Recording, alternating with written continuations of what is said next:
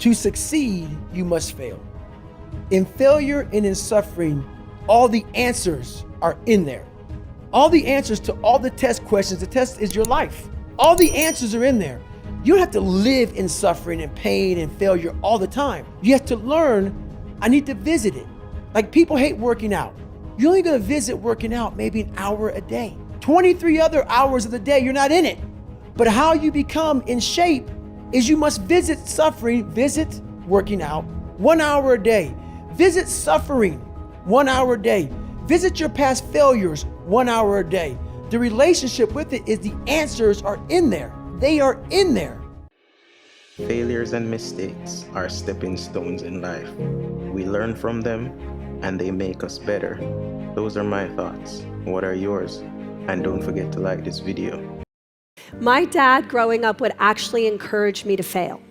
So I would come home from school and he would say to my brother and me, so what'd you guys fail at this week? And if I didn't have something, he would actually be disappointed. So it flipped the whole model on its head, and I would come home from school and I can remember I'd be like, Dad, I tried out for this and I was horrible. And he'd be like, way to go. And he'd high five me.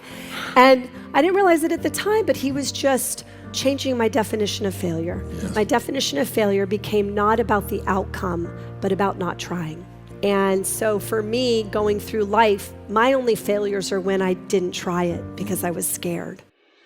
Failure is a part of the growth process. The more we fail is the more we grow.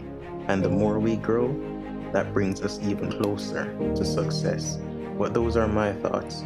What are yours? And don't forget to like this video. My parents are both alive. Are your parents alive? Mm-hmm. How old are your parents? 76, 74. And where do they live? Washington, D.C. And how often do you see them?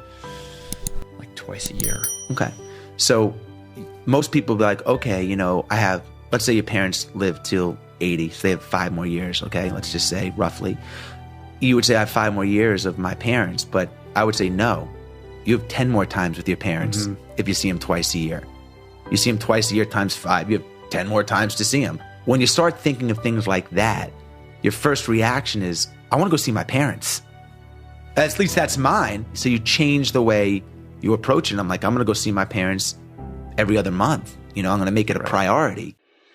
There are a lot of persons out there whose parents aren't with us. But for the ones that do, we have to cherish them daily. Let them know how much you actually love them. But those are my thoughts. What are yours? And don't forget to like this video. What I have learned is love is not enough.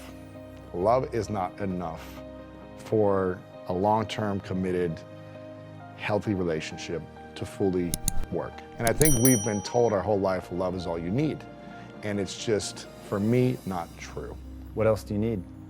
Values, vision, and lifestyle, personally, from my experience. A wise ancient philosopher once said, a relationship without trust is like a relationship without gas in a car. You can stay in the car, but it'll go nowhere. It's true, love is not enough. You need a partner who can uplift you daily, give you new ideas on your business, and help you along life's journey. But those are my thoughts. What are yours? And don't forget to like this video. What happens in the womb already has an impact on you. So if your mother is stressed and she's got high levels of stress hormone, that's already affecting your brain development. And when you think of all the stressed pregnant women out there, no wonder we're seeing so many kids in trouble. And we know from American studies, international studies, that when mothers are stressed, their placenta will naturally have more cortisol and adrenaline, the stress hormone. Those kids will be more likely to have stress issues later on, abnormal stress hormone levels even at 1 year of age, behavioral problems, learning problems, and so on. Which tells us a lot as to why adopted kids have so many more problems.